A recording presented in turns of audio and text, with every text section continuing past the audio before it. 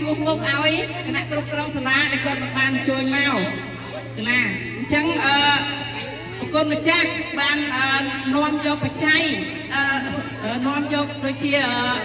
សម្ភារៈសិក្សារបស់សិស្សដូចជាប៊ិចសុភៅម៉ៅដៃ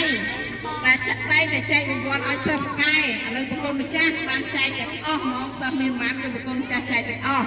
ចាហើយក៏គណៈសូមការអធិស្ឋានដែរគណៈសិស្សចេះនិយាយភាសាលោកសុខ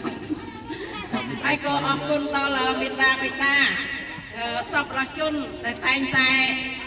ជួយដល់សាលាចាតែតែងតែជួយមកដូចជាលោកស្រីឡាំចាន់បានឧបត្ថម្ភសភៅនិងប៊ិចគណៈដូចជាផ្លិចទាំងប្រមាណក្បាលដូចជា7ដុំហើយនិងប៊ិចមួយកំប៉ុងហើយប្អូនស្រីម៉ែនសវណ្ណាដែលនៅសហរដ្ឋអាមេរិកតែគាត់បានជួយជាសភៅ5ដុំព្រមទាំងប៊ិចមួយកំប៉ុងដែរហើយមួយទៀតក្មួយស្រីភួងសបាននិងស្វាមីបានជួយជាថវិកាសម្រាប់គ្រូហើយមានកាដូ